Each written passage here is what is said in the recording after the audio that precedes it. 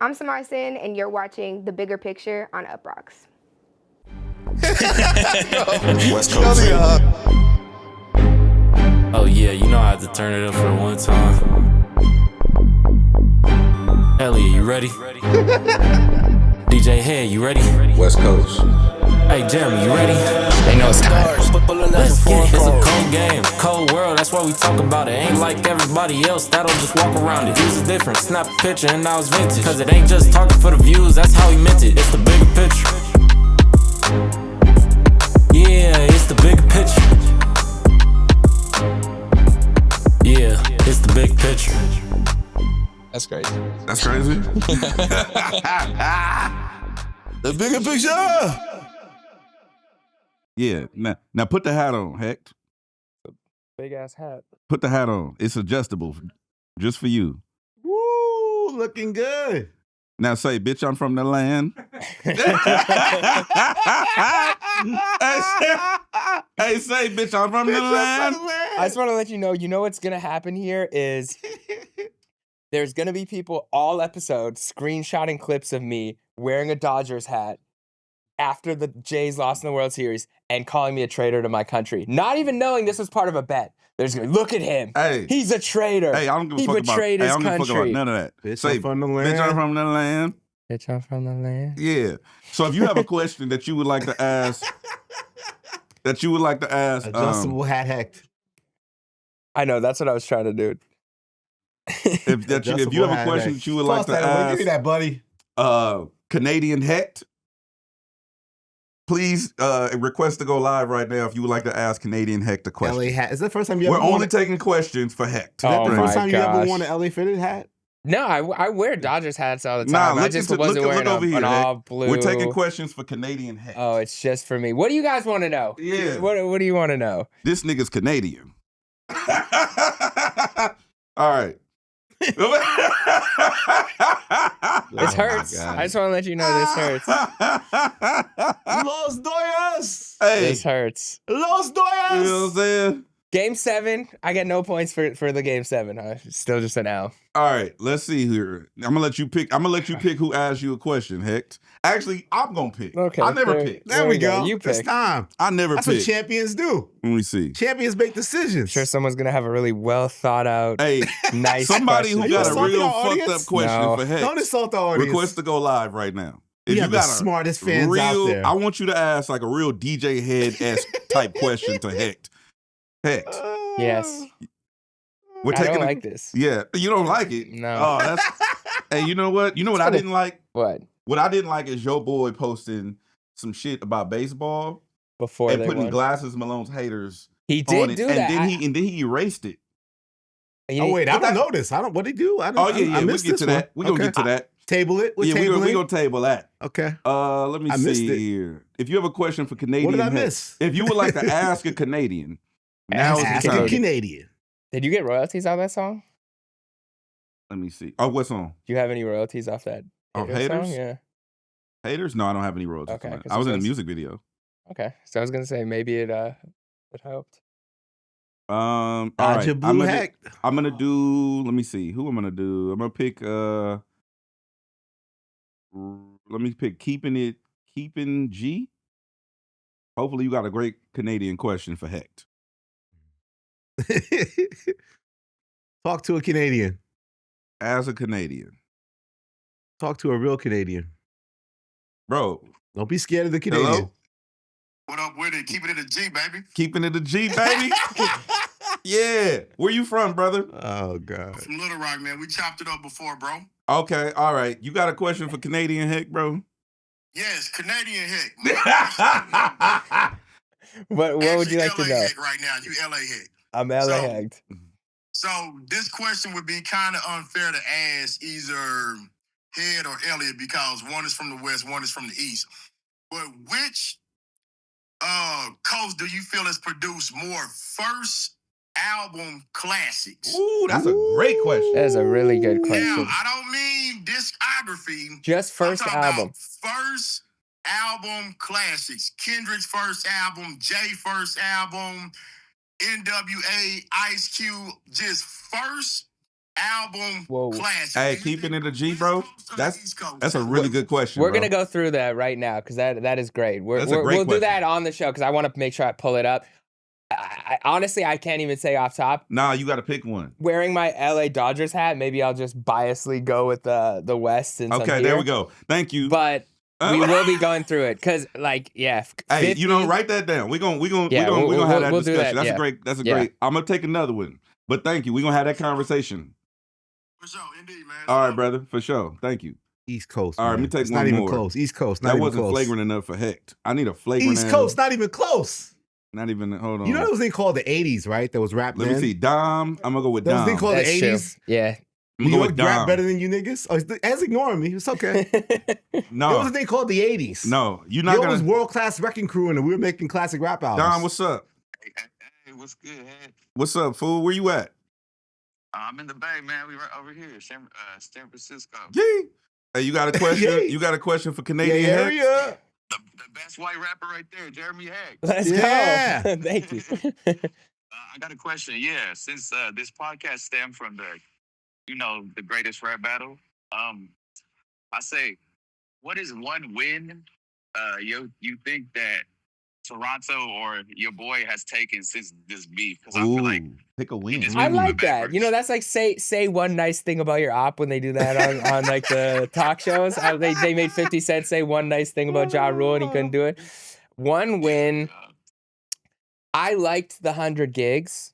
I'm a very nostalgic person, so I did like going through the vault and reliving some of the memories. Did you cry? No, just Any some moment? tears, just some slight tears. I like Circadian Rhythm. Besides the title, I like Calling Back to the Battle, I Like liked the Circadian song Circadian Rhythm. I like Somebody Loves Me off of some sexy songs. And I think Nokia was a hit. That was a win. Nokia was the biggest win since the battle. That was a hit song. All right. Yeah. Okay. Hey, that's a good question, That was bro. a good question. Yeah, we got some They good could- questions. yeah, Smart yeah. people. They One killed more it. caller. One more? All right, thank Yeah. you, brother. It's a celebration. All right, for sure. That was a good question. That was. People are coming. It's a championship prepared. All right, one celebration, more Jeremy. question. We're gonna take one There's a more. parade going on right now as we speak, Oh my downtown Los gosh. Angeles. I'm gonna take The Matt. Toronto would have been, Canada would have been on Matt. fire today. Matt, you up?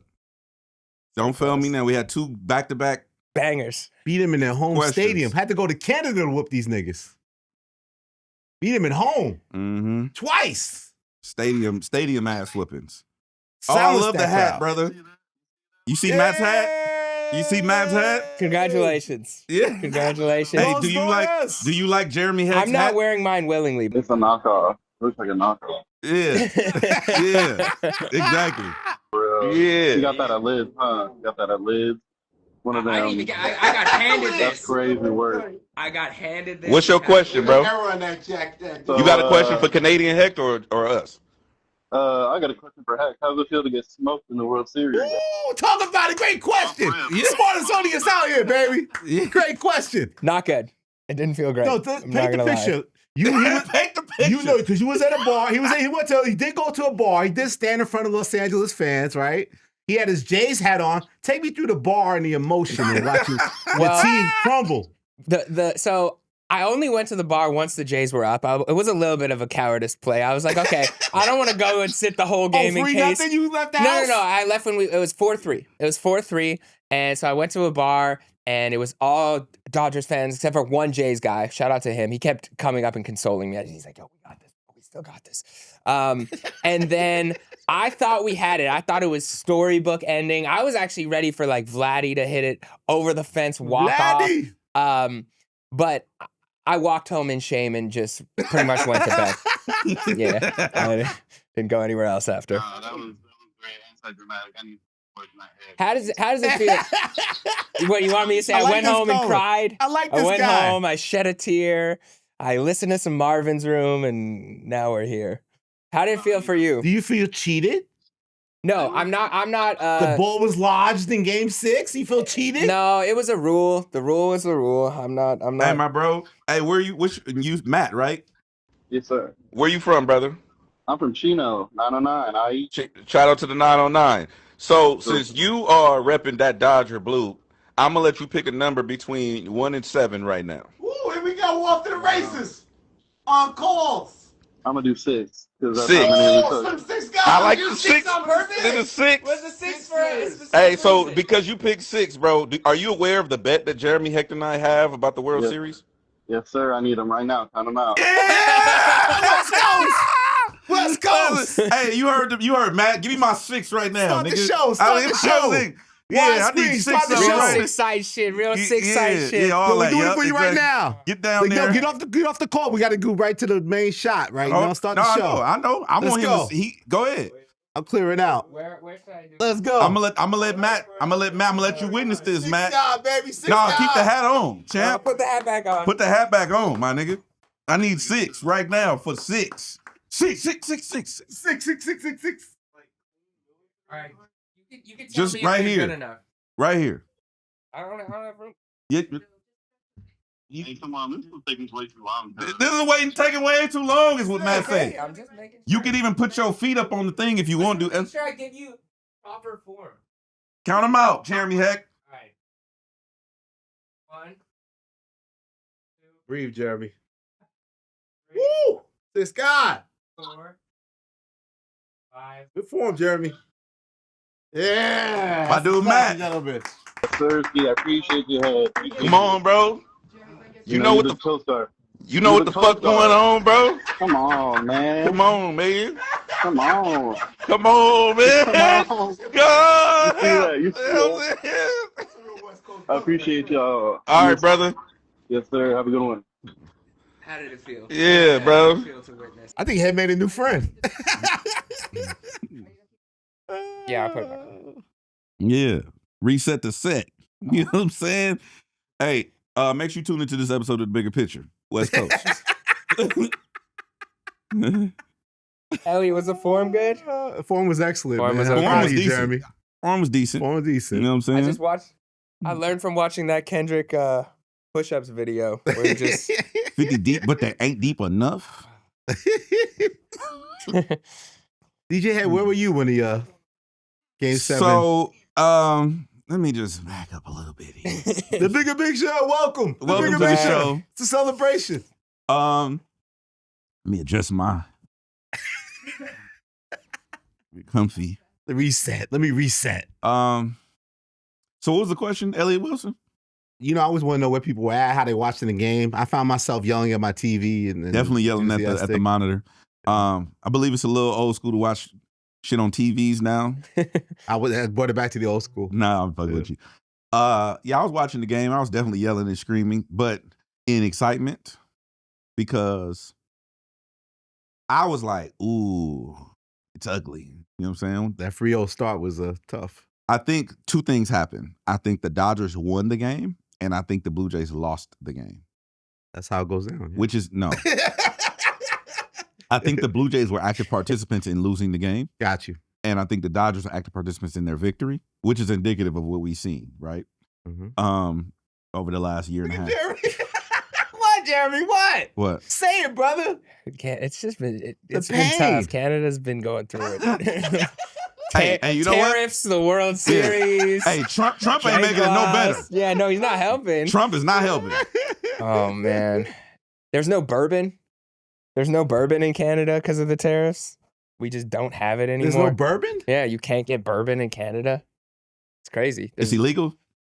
They just aren't. They're not shipping. No, I think they're not shipping it because of the tariffs, and so there's like a bourbon. I don't know if it's a ban or if it's like solidarity. They're not. Is bourbon your drink of choice? I don't drink bourbon. My dad drinks bourbon, but You seem heartbroken. I'm not. I don't even drink. What I was doing was I was indulging in the game. Okay. May we ask, were you alone? Or is this at the scene? Do you have a comfortable couch? Do you have a No, I wasn't on the couch. I was actually on my computer. I have a command center set up. Oh, there we go. I have a desk set up. This is for the internet nerds. I have a That's what's desk set up. I did an IKEA. Oh, so you really could get your stream on if you wanted to. Oh no, I have an immaculate setup. I have my gaming PC on this side. I have 3 monitors set up. Oh, we've seen it at times. Like I got an IKEA desk hack. Have you ever heard of this? No. So I bought an IKEA countertop, sandblasted it. Then what you do is you stain it. Then you on the underside you get the adjustable leg things. You buy those separately online, and then you IKEA hack it because it's not really a desk; it's a countertop. It's a whole community around IKEA You hats. got to get this guy streaming. We could take these little streamers out. Take these little niggas out. Oh no, man. Come on, Head. if I start streaming, it's you know what I mean? Do you have a gamer chair? It's, Kind of thing, absolutely. Actually, I had a gamer chair and I traded that in for a Herman Miller. If you ever need a Herman Miller, I got a plug on that. High end, yeah. I had that double XL era, all her, those chairs. Yeah, I got the Herman Miller. The executive chair, right? No, I got the it's called the Aeron Pro. Yeah. The Aeron 2 Pro, actually. But anyway, I was watching it in my desk setup. Okay. And I thought it was ugly at first. I never lost faith. Yeah. But I definitely looked. Oh, I mean, the Dodgers was down the whole game. It's kind of ugly. Yeah. We went to what, the 8th inning, 9th inning? Yeah.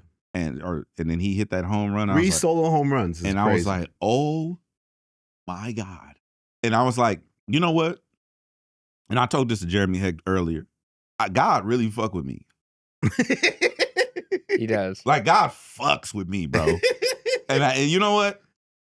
Not gonna say nobody's name, but there's a couple of people from my past, mainly with fallopian tubes, who have told me that they possess some fallopian tubes? Yeah, they have fallopian tubes. That's true. They have told me that I'm an asshole and I'm this. People have said that about you? Yeah. Really? Yeah. God really fuck with me though, bro. We said good karma credit score. So when karma credit score's up, baby. When we got that home run, I'm like, oh, it's a tie game. We're gonna be another 18 innings. I thought that too, actually. I was like, oh my God. And then the unthinkable. The white Will Smith. Woo! Oh shit. So right at that moment. Fresh Prince. I ain't gonna lie to you. Now, this is where it's gonna get a little nerdy, a little bit more nerdy. I got the game on. I got FYI up here. I'm working on FYI stuff. Make sure you go download the FYI app, get the FYI radio. Working on FYI radio, programming my radio stations. And then I have, that's here. And then on my center screen, I have the game. And then on my gaming screen, I'm on the duty with the homies. The duty That's a means lot of multitasking. On the duty. Call of Duty? Call of Duty. Okay. Yeah, Warzone. On the duty with the Resurgence to homies. be exact. So I'm running with So nigga, you really are a gamer. I'm a real gamer, Eliiott. I always forget that, actually. I really do this for real. Me and Sir, TDE Sir, we ran through niggas last night. Pause. Pause. Yeah. That was super pause. Oh my God. Hey, I ain't gonna lie. You know who's wrong? When me and Inglewood get on that duty, you know who raw on the going duty? down. Sir is raw on the duty. Actually, you know, fuck it. Anyway, we playing Are duty. you allowed to, isn't a secret society you allowed to reveal the Nah, Sir is good. Mixed by Ali. Mixed by Ali is crazy. I can see that. With that sniper rifle, he's insane with that sniper rifle. He's an assassin. Oh man. Mixed by Ali. Anyway, so we be on the duty, and my TV is ahead of theirs. So I'm yelling like, Reacting. oh, Yeah. right, because I have a stream that may or may not be sanctioned that I'm watching, right? I have a VPN set up. So, Oh my God. CT is like, yes, yeah. So I got my little situation. So I'm yelling, and they're like, what's going on? You think you're like 5 seconds ahead of No, them? I'm 10 like seconds? 30 seconds ahead of them. 30. I'm like 30 ahead. I'm pre-delay. So there's a delay going out on the network. I'm pre-delay. You know what I mean? You're basically watching it live. Yeah. You know what I'm saying? So I'm yelling like, oh, we got another one, we up. And they're like, what are you talking about, bro? Like, this isn't Sir, this is the other homies that I can't name. They're like, what are you talking about? I'm like, bro, just watch. And then like literally 25 seconds later, they're like, oh, yeah. So that was my Dodgers You had to stay ahead, man. experience. Hecht. I was just waiting for whatever the text was going to be afterwards. No And text. You guys did have a fun text, though. You can pull that up. Back to back. The back-to-back. But where were you? So did you know, like, down 3-0, you still believed? I was worried. I'm not going to admit. But it's just ironic for me because, like, again, I grew up, baseball was my career goal. Like, my dad's dream for me out to be a professional baseball player. I was supposed to be Derek Jeter. I was supposed to be the biracial shortstop for the New York Yankees. Biracial Babe Ruth. Biracial Babe Ruth. So the irony of me being Elliott Jr. Watching baseball and rooting for the Dodgers, because I grew up Yankees against the Dodgers, Reggie Jackson. I'm old. I'm from the 70s when one of my earliest memories is him hitting 3 home runs against the Dodgers. So the Dodgers, I respected them as a kid, but I was a Yankees fan. So that was the ultimate rivalry, Yankees-Dodgers.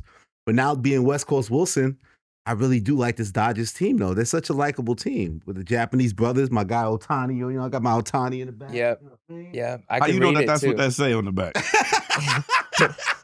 You know, my The Japanese homegirl. did it, Yeah, yeah. my homegirl. She got the Japanese shit on her arm when we was in college, and I'm like, how you know what that say? You don't know. The person You who's have to getting one believe. over on you too. Like they're like, this is what you want to write. How you know that shit don't say like Yeah. monkey on it or spook?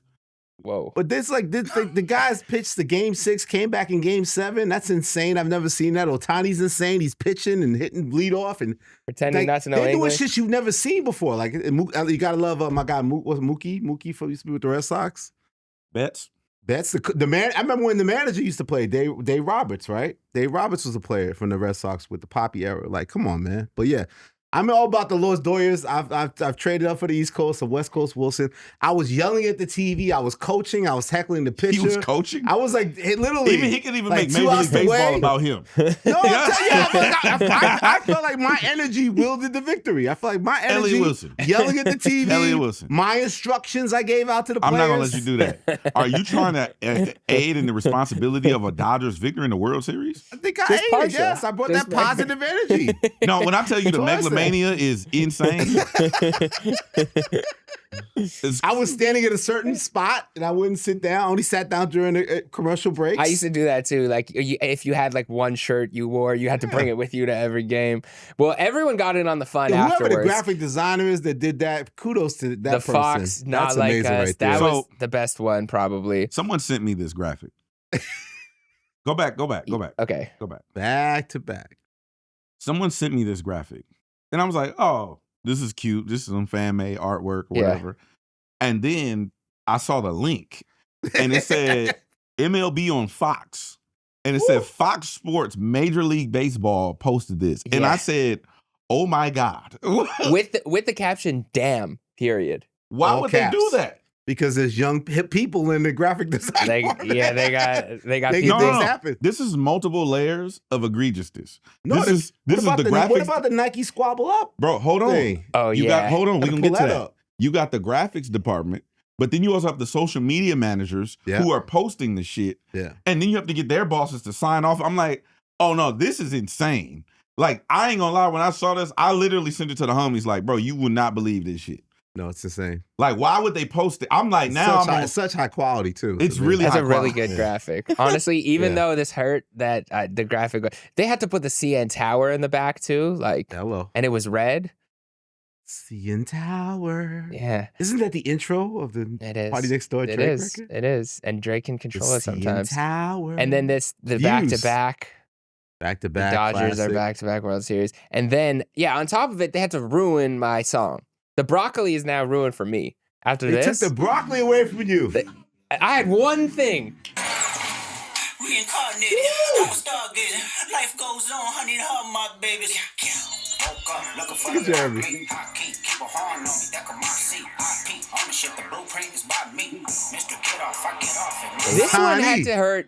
This one had to hurt Drake the most Otani. because Rob Markman pointed this out. But do you see what it says here too? No, please break You it down. can't write this stuff. What does it say? Who is known for not writing? You can't write this stuff. It says. That's the caption on this Nike post. But LA just did again, as in pointing double entendre to the pen. And it's got to hurt Drake the most because he's a Nike Who are these guy. hooligans? He's So, a to Nike DJ He's guy. point, literally signed who to are these Nike. He signed to Nike. Who are these hooligans behind these accounts of corporate America? Why do Someone- they let these kids run the asylum? I have This one hurt. a thought. And That's corporate thugging. let me see if it's still up. Let me see if it's still up. And then if it's still up, then I'll dive into it. If not, then We'll pull up our back-to-back our exchange. Hey, right away was like, I'm gonna share this online. Oh yeah, so Back-to-back. so Elliott This is in said real time. back to back with 2 trophy emojis. I said fuck. Fuck. You still in the bar at the time when you said fuck? Yes. Yeah. And then Head said, "Get the cadence right, Elliott." Spelled Elliott correctly. I Back appreciate to that. back. Back to back. And then And Head then- said, I'm posting that. And then Head got a text, or here, this was a text from, where did you put it? That was in bigger this chat. picture. Yeah, your texts must have been flowing. So this is a text DJ Head's phone. from Oshea Jackson Jr. Yeah. And he said to Head, You Junior. so since the Dodgers beat Toronto, do I play Not Like Us or do I play back to back? I'm confused. Hed responded. It is a great question. Great question. Hed responded in classic Hed fashion, saying, "Not Like Us is 101 BPM. Back to back is 87 BPM. I would speed up back to back to 97, slow Not Like Us to 97, stem split the songs, and play back to back vocals over the Not Like Us beat." With a Where's shrug our guy emoji. Black Mass? Whatever. Get that Oh, guy to put that together. Yeah, but Black Mass, quote tweet this and put that remix on We top. need You do that. great Hold on, work. I'm gonna We play need you. that, champ. I'm gonna play you the. But I'm not going to be listening. I'm gonna play you the voice note. I'm gonna play you the They voice took note. the broccoli away from you, Jeremy. I'm gonna play the voice note from Oshea. Okay.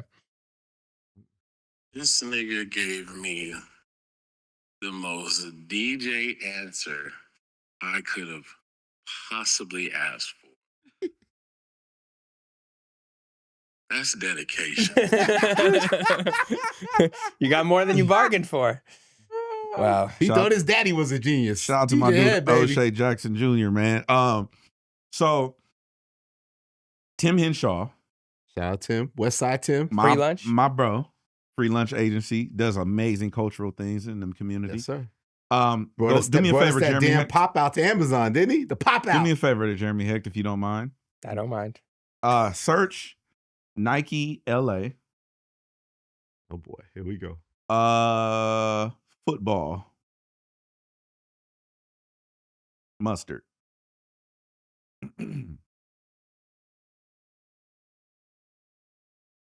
This is exciting. No, go up. Go down. Keep going down. There you go. Here? No, keep going down. Right there. Go to rivalries. This one? Type in, go to rivalries. So Mustard on the beat. what you're looking at, you could stop the audio. What you're looking at is the Free Lunch Agency and Tim Henshaw are collaborating with Nike in Los Angeles to put on these series called Rivalries. Okay. Right?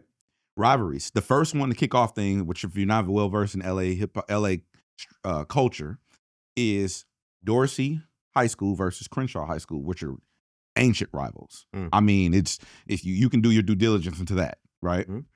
Crenshaw versus Dorsey was the first one. Then you got other schools that have been doing that. They just did the East LA, etc. So they're doing these Nike sanctioned halftime shows with DJ Mustard, right? But Tim Henshaw is collaborating with them to produce these things, right? Curating. Right? And Tim Henshaw's thing is always for the culture. So go back to the Nike commercial.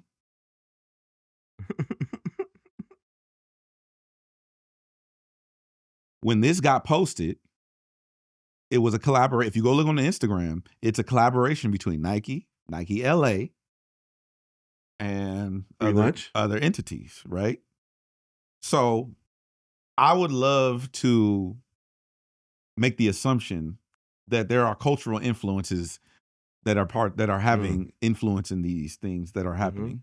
So yeah, This one? yes. So yeah, Nike LA, and Nike Diamond. Yeah, click the Nike LA account. Yes, that's what I'm No, doing right now. click the Nike LA account. Oh, that's the one you on. So see that? Go to the head to head. No, the two football. So these are the rivalry series. St. John Bosco versus Mater Dei. Go back. That's a big one. At least it's not, and that's some real West Coast No, stuff. that's some real. This is like a real thing, bro. Yeah. No, get out of that one. Get out of that post and go down. Go to the next rivalry right there. Garfield versus Roosevelt. That's some real East LA shit. Long Beach Poly versus Milliken. That's some real Long Beach shit. The next one over there. Boom. Crenshaw versus Dorsey. So my point is, Mustard is doing the performances. My point is, though, I want to assume that there are... Are you assuming, or you know it as fact? I can't speak on that. Okay. I would like to assume that there are cultural influences that are imparting themselves into these corporate entities to influence amazing cultural So Drake moments. it's right for Drake to feel paranoid. There's a conspiracy. Amazing cultural moments that are happening. These gatekeepers, sir. Even in his own Terrorizing building. him. His own buildings. First Universal, shout now out Nike. to my dude Tim Henshaw, my brother. West Coast. West Coast. At first I thought they were going to use tiramisu snippet, and I was actually going to be more disappointed. Bro, what is it I'm with you? glad that it wasn't associated with this moment. Like, I can still enjoy that song if it drops another day, but if it were to have dropped as a celebratory anthem, I think it might have ruined things for me. Do you think Drake stayed till the end of the game, or did he beat the traffic, or he was in the SUV sobbing on the way home? Yeah, he had to have stayed till the end of the You think game. he stayed till the end? I don't think he stayed till the end. Canadians are sensitive, though. Like, I admit, like, it's not just me. It's not just Drake. Like, he said he was crying. I've been crying. This is the for guy that had like 30 hits and broke the record, Yeah, right? I broke thought the I was record. done with the tears, but I just love these guys so much. It was so much fun coming to work every day and battling with these guys, and we have so much Jay, to be why proud you of. laughing? Even though Producer it Jay's didn't go our laughing at way, this guy's pain. all I care about is just hanging with these guys for another couple hours. Does it Hang not? with the homies a couple Does that hours. not sound like me every time I get emotional up here? And I'm like, guys, I just want to let you know it's been an honor to sit know up what here people with love, you though? guys. People hate that I interrupt Jeremy. Yes. What they love is they like my impersonation of Jeremy. Yeah, they The did. sincerity, They did like your impersonation. when you get real sincere, the earnest, when I mock your earnesty, they love that. Is that a word, earnesty? Yeah, I mock your earnestness. When I mock your earnestness, they enjoy that. So yeah, he has that too. Like Yeah. he didn't even like the Bucky Dent. She didn't wipe that shit off. He still is there. I just want to hang with the homies. I just want to be with the peoples. It's an honor. Now, to sit baseball's up an here. emotional game. I'll give him that. But yeah, the Canadians, y'all extra. I didn't like the game 6 because the ball lodged in the ball got stuck in the fence. That they try to act like LA cheated or like that home plate in game 7 was a close play. Like, you didn't get cheated, fam. The Dodgers were better. You have to finish the champions. The Jays were a great team also, but the Dodgers have that killer instinct. And they finished them. You got to. I love the play-by-play announcer said that at the end of the call. It was like, to beat the champs, you got to knock out the champ. Like they couldn't. Like the Blue Jays came so close and are so good and played a great series. That's probably one of the greatest baseball series I've ever seen. Definitely. But they couldn't finish them. You got to finish the champs. The champs had that extra thing and pulled it off, man. I thought the Blue Jays did really well. They were great. It was Like, a great series. It was a really good. They series. earned the Blue Jays earned my respect. That's a obviously. fact. Yeah, That's a fact. Yeah. So they were definitely a worthy opponent. I could see them, and I actually could see them running it up again, a rematch next Round year. 2? Yeah, round. Ain't no round 2. Is that the round 2 that Kendrick is talking about right now? I can Jeremy see it. Hecht. Ain't no No round, round 2. twos. Ain't no round 2. We'll see next year. Hope maybe we could double the wager. We'll see. But I accept the loss. No cheating allegations. We fought How do you feel hard. after Shout out those to the first Blue 6 push-ups? Jays. How do you feel after those first 6 push-ups? Feel strong? I feel okay, but I was a feel- little I got faltery. 34 left. Do you Yeah. feel shamed a little bit or no? No shame. It was a hard fought series. The No, boys. I mean, having to do push-ups on command. It's not the best feeling, Is it but it's shameful? fine. It was actually worse walking away from the bar where everyone's cheering. That walk of shame was harder. Wearing my Blue Jays hat and just walking home and everybody cheering. Yeah, the streets are on fire. Yeah. Well, shout out to LA and Why you say LA like that? Shout out to LA. I was just saying shout Give me out two. to Give me 2 more just You for that. live here. more. Give me 2 You more. disrespectful. You disrespect LA. gosh. Got 2 more. I need He go 2. 2 more for you, like LeBron said. I need 2. Need Tell him 2. like LeBron did. We got 2 more for you. I need 2 just for that.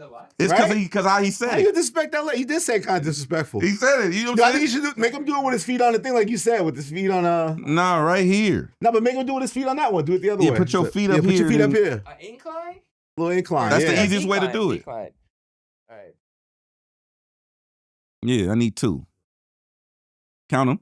1, chest down. There we go. There we go. All right.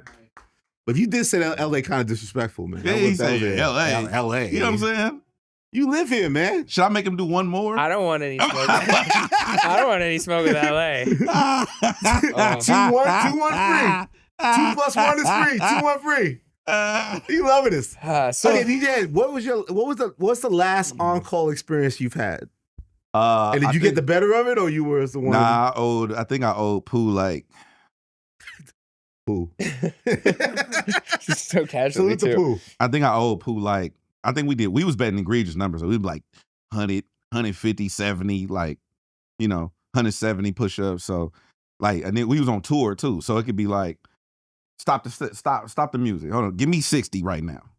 So it is common to stretch it out. You don't make the person do it all at one time. No, It's you never it's want to. strategically how you place them. you 3s and 2s and fews. Just It was infused. you know what I'm saying. If I notice he gets some new shoes one day, I need 6 right now.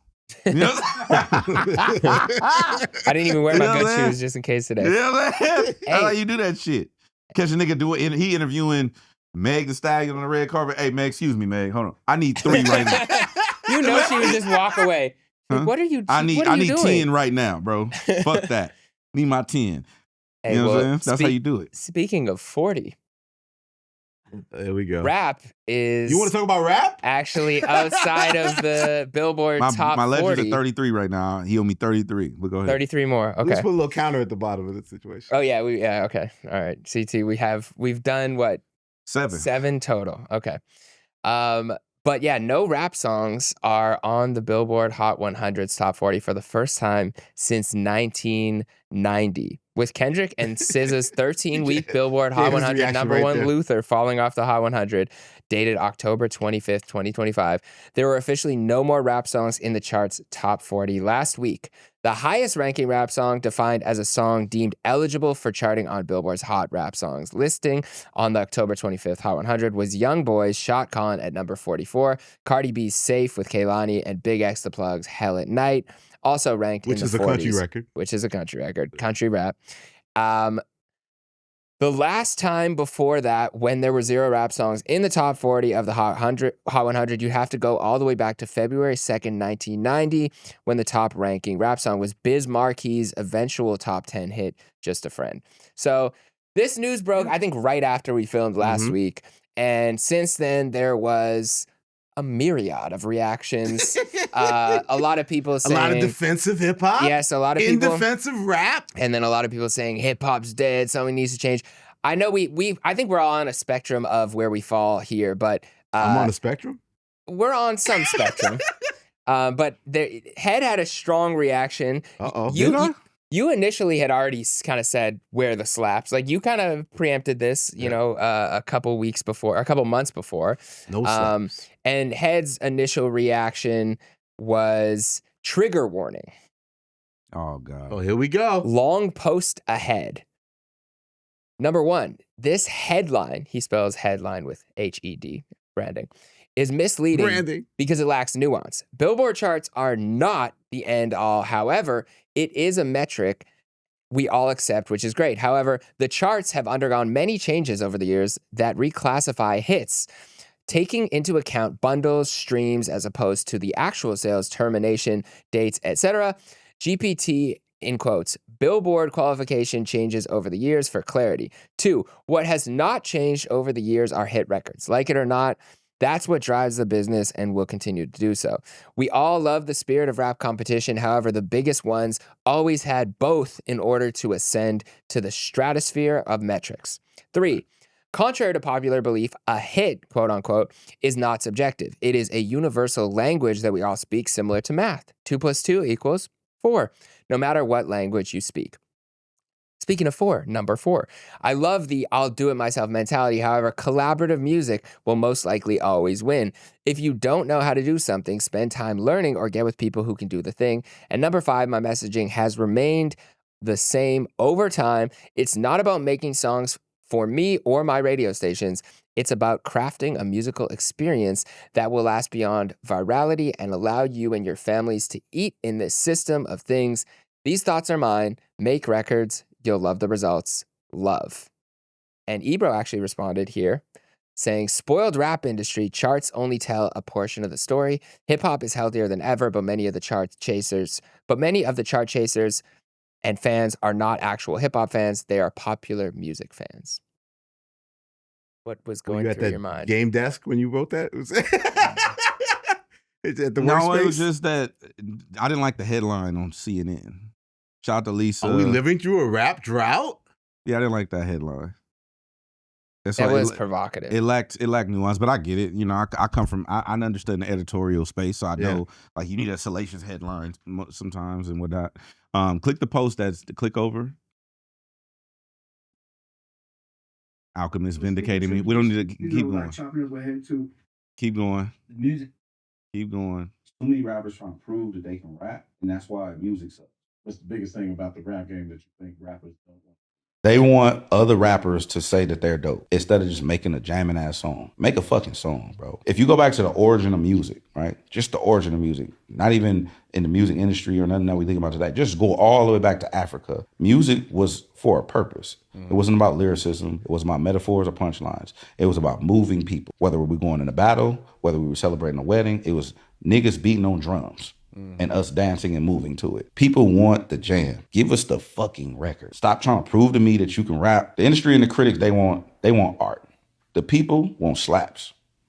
Give us the slaps. That's it. You have been the same for a long time. This was 5 years ago. This was like 5 years ago. Yeah, you would say that exact same thing today. This is literally like 5 years Did ago. the game pop in? Is that the game? Oh yeah, What did so the say? game said when blank don't drop Niggas. according to Wait, rewind. I'll say. Okay. Point to me when it's time to say niggas. Okay, when niggas don't drop according to Mass's timeline. Wait, there's more. It's a drought. F out of here. Rap run the world, and they mad because niggas going independent and getting dollars off their radar. This felt like that Kanye song. Niggas got too much freedom. That's what's wrong. I really thought about this. Bro. They got too much freedom. And they're not like they just like you trying to take back people's no, because freedom? again, back in the day, I'm old enough to remember. Okay, Eric B and Rakim, they had to make a great record, right? Eric B is president, my melody. Then they get to make another single, and then it's okay. Now you get to make an album. We give you an album budget, and you get to make an album because you've earned it. And then the album model after that went all the way up until the J. Cole era, before the blog era and everything took off, was the label thinks your album sounds good, but you don't have a single. You don't have a good first single. Get us a first single, and then we'll approve your album. So you go back. Eminem had to go back and make, Slim Shady, I'm the real Slim Shady, and da-da-da, because Jimmy Iovine or what type of person says, there's no first single, so I'm not putting the album out. And then they had to go back and do that. So they had to make a record. They had to make, so you know what? We keep saying the word hits, but really is, I really gave it a lot of thought. It's singles. Yeah. Niggas don't know how to make singles anymore. Like all my music is equal. I just throw my album out and somebody's gonna grab it on TikTok and tell us what the record's gonna work. It's like, no, you have to make a single. Or else why are you in a major label system? If you're in a major label system, your job is to produce singles. 3 singles on one album. Or else don't be a major label artist. You're an independent artist. So everybody has so much freedom to just throw music out there. That's all they do is throw music out there and hope something sticks. Yes. And again, I read all these other podcasters, I see them say, look, we all love the Clips album, Chance's album, all these albums are great albums. They lack singles, they lack hits, right? And if there's no balance of hits, to Hed's point, it's like, then we're not in a healthy state. The music business is based off market share. If the other genres are kicking our ass on the charts, that is concerning. And that's not good for hip hop. That doesn't mean we're in a drought per se. It's not electrified like that, but it's just like we need to compete. And again, I'll say one last thing is you can only play one fucking record at a time. You can only listen to one song at one time. So it's about a song. Like this record, whatever you call it, hits, classics, whatever, it's like prioritize a single. It's hard to make a single. It's hard to make a hit. It's hard to do it. Yes. Put more work into it. There's so many things wrong. Like people aren't putting enough time to prepare to make that record, to listen to other voices outside themselves of what that record should be. Everybody wants to be their own independent force, as we've said many times here, and just throw all this music out there. But it's like, no, we need to reassess the situation and like value what we have. And if we're making great albums with artistic freedom on one side, that's great. But we still have to put a premium towards making big records and singles and hits because hip hop grows with that, Agree, Elliott Wilson. Thank you. Agree. So my problem has been similar because I get a lot of pushback because people look at me as the radio guy. Yeah. Especially when I go in the studio with artists. As a matter of fact, to coincide with what you just said, I was with an artist over the weekend, very big popular artist. You gonna tell us off the air who it was? Off air, I'll tell you. We was just chilling. We wasn't even doing music or nothing. We was chilling. And people love this person's cohesive projects. But he was like, I'm honestly moving in a different direction. Like I'm about to start dropping singles. Because there's no point in putting 8 months into my project if there's no focus record to push the project forward to the most amount of ears possible. And I was like, exactly. I was kind of like, auxiliary to this conversation. I was conversationally adjacent, right? But I was there and I was present for it. And I'm just like, exactly. That's what I've been. But this specific artist is like, nigga, I done told you this before. Yeah. And, you know what I mean? But it's like, anyway, my point is, everyone looks at it like Hed just wants club records or Hed just wants radio songs. It's like, no, it doesn't have to be that. Top had to fight Q to make Studio. Studio is not a club record, and it's not a record I ever play in my mixes ever for any reason. Yeah. Unless I'm doing that type of vibe, right? I remember Ali and Top and Punch telling the story about swimming pools. Mm-hmm. Same thing. It's like, hey, this is great. But nigga, where's the record? We need a record. You know what I'm saying? So Top actually, I think Top, and I don't want to misquote this, but I think Top actually forced Q to make Studio and Collard Greens. Yeah. Which is huge two of records. his biggest hits. Huge records. You know what I mean? I remember That's the music business. I remember the whole back and forth. And the only reason I'm speaking on these guys is because these are my guys, and they don't care if I speak on them. Other people might be emotional about it. But I remember the whole process for SZA's album. The same thing. Snooze is like Snooze is gonna be crazy. It's like, and Snooze was crazy. You know what I mean? Like, and it's just like, that's the purpose of this whole thing, which is why I said on the last thing I said on this post is make records. You will love the results. You know what I mean? Yeah. There are artists that are touring right now off of hit records from 30 years ago in real life. This one record can generate enough revenue where you can substantiate a career for 30 years. That's outlasting athletes and artists and most actors, if we're being honest. So one record can literally change your life. I'm not saying that it's easy, which is why I said, if you don't know how to do the thing, learn or get with other motherfuckers who know how to do the thing. It's not easy. It's hard not. Work. It's extremely difficult. It's the hardest shit. If everybody could just make a hit, then you know. Which is also why I have an adverse reaction to when artists push back on the idea of it in general. Just the complete ideology of it. I told y'all the story of one of the homies who wanted me to take Chris Brown off of a record to put another person on the record who's not Chris Brown. I'm like, why the fuck? I'm not going to help you do that. That's self-sabotage. I'm just not going to, it's just not my brand. No, what happened is you turned in your album and you didn't have a record. So that the label's like, we need a record to sell this album. So the label's like, here's a free and clear, here's a Chris Brown song that's cleared. Do 2 verses and give it back to us. Yeah. That's what happens when you sign to a major label. I tell all the artists, there's a couple other artists who I was with last week who I had a meeting with 6-7 years ago.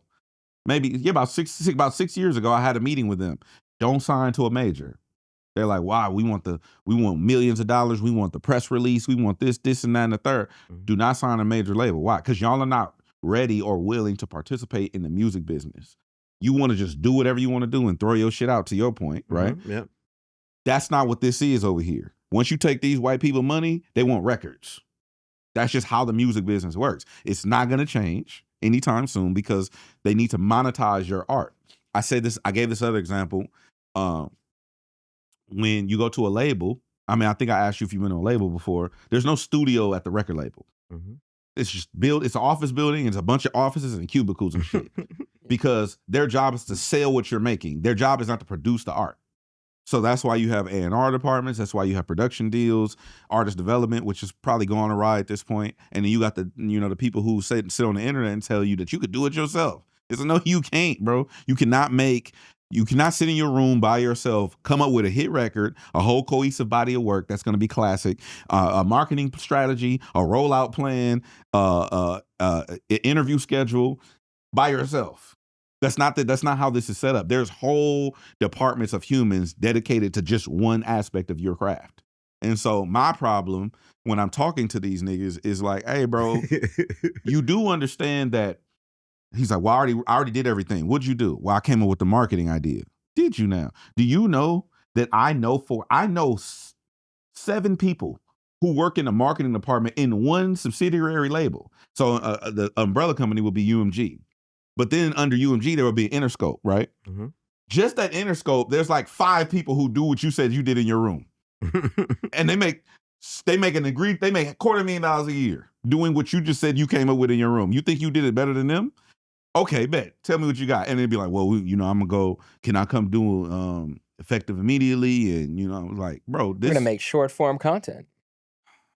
It's exhausting. The second point I'll make is I want to know if Jeremy thinks hip hop is crumbling. I don't think no. I got you in a sec. But the other thing is, I don't think hip hop is. I agree with Ebro to a sense that I don't think hip hop is I think hip hop is in a great place. It's just that we're not necessarily competing in these arenas. Yes. In these facets that we're used to being. We're losing. Hold on. But country's whooping our ass. To his point, we are spoiled because we're used to being at the forefront of things. Pop culture. Yeah. Country has moved in. I explained how that happened. The metrics have changed. Different things are going on. Country is now involved in the streaming. They haven't always been. Mm-hmm. So they're competing at a high level. That's why the top 25 records in the country, it's very difficult for me to program my radio stations at this point because the top 25 records in the country are like country artists.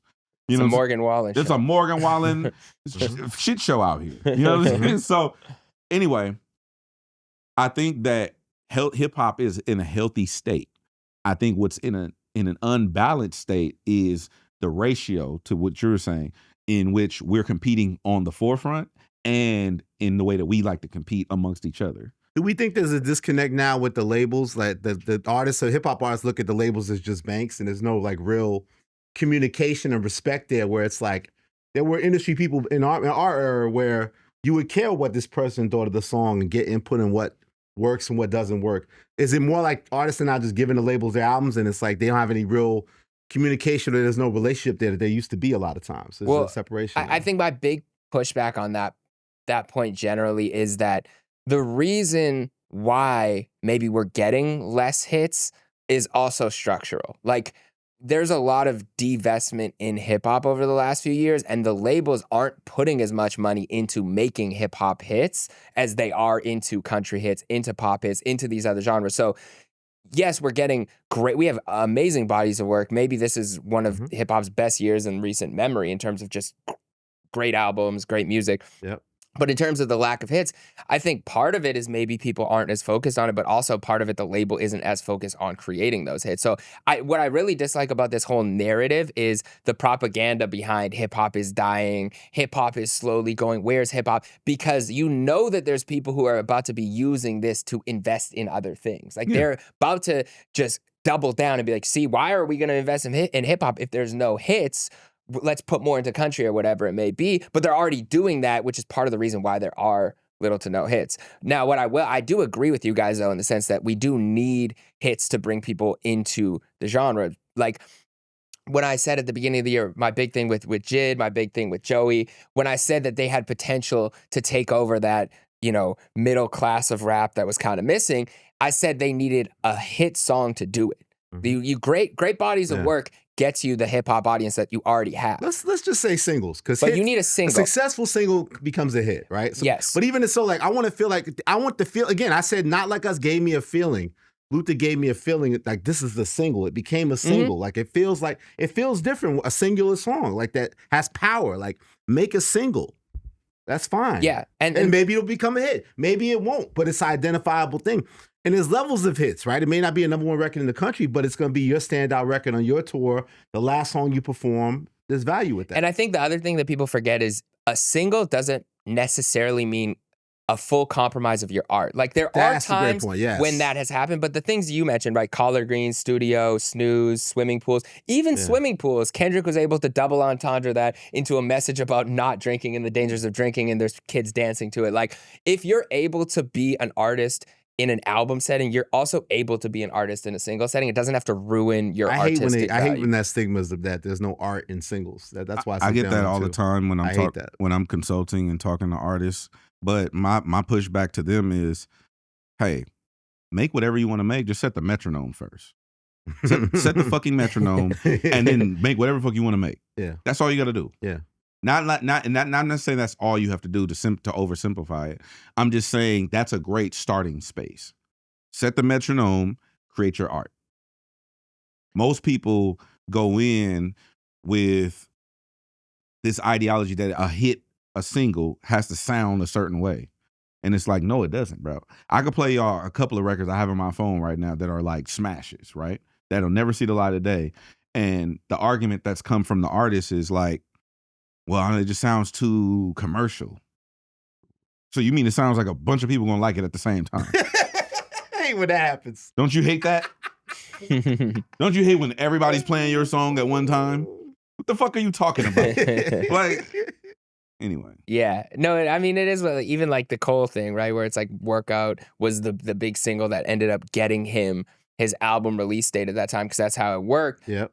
Like, to him, he said he did feel confident in that song artistically at the time because he was like, I made something I like the sample, I like the hook. Yes, I dumbed it down a little on the verses. I wasn't trying to go overly lyrical, but it's possible to do. So this is what Punch said. Focus on making better records, focus on making a great album, stop doing clown things to try and go viral, artistry, or keep doing it, respect the art form. And so I think that's both of these things can be true. You can focus on an album, you can focus on a single.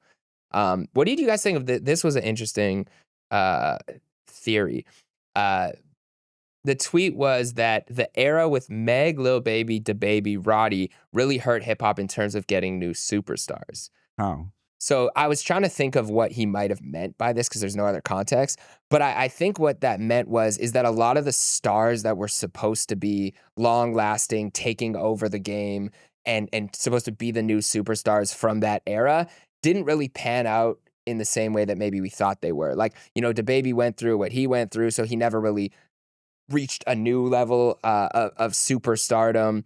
Roddy Ricch, he had that huge moment and he has massive hits, but he hasn't necessarily matched up to that moment at the time. Lil Baby even was supposed to kind of take the crown and be the guy and the superstar for his generation, and it didn't seem like it fully panned out. I'd say Meg is probably the biggest superstar out of all of those named there, but even like the Jack Harlows and the Cordays and the people who were like kind of supposed to take that next crown, who I love all those people, but they didn't necessarily reach the superstar level that maybe we thought. And so now there's this kind of I think it just reflects that's the early part of the 2020s, right? Pandemic and everything.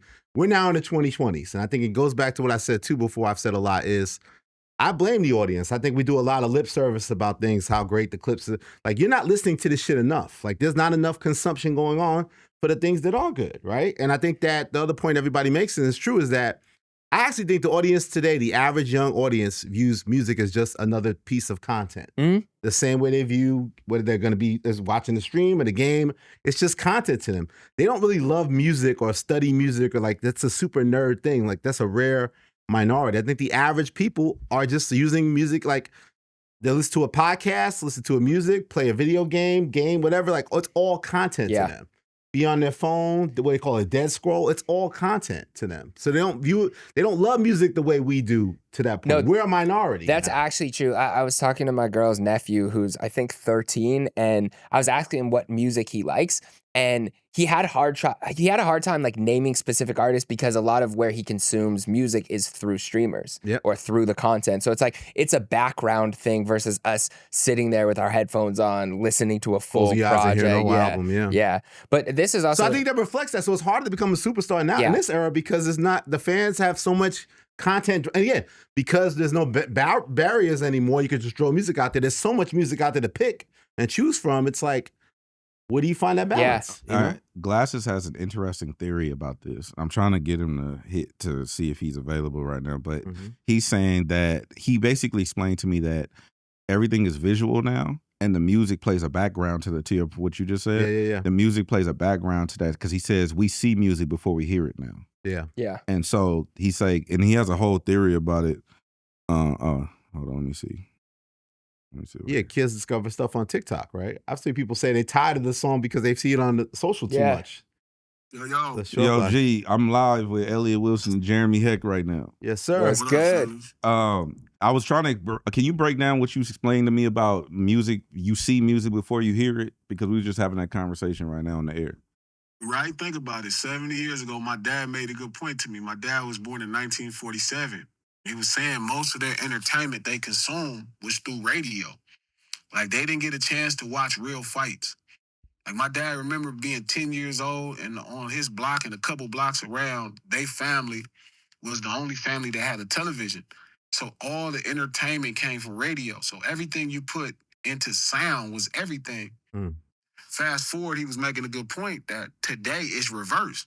Most people don't hear anything first. You see everything first because of the cell phone.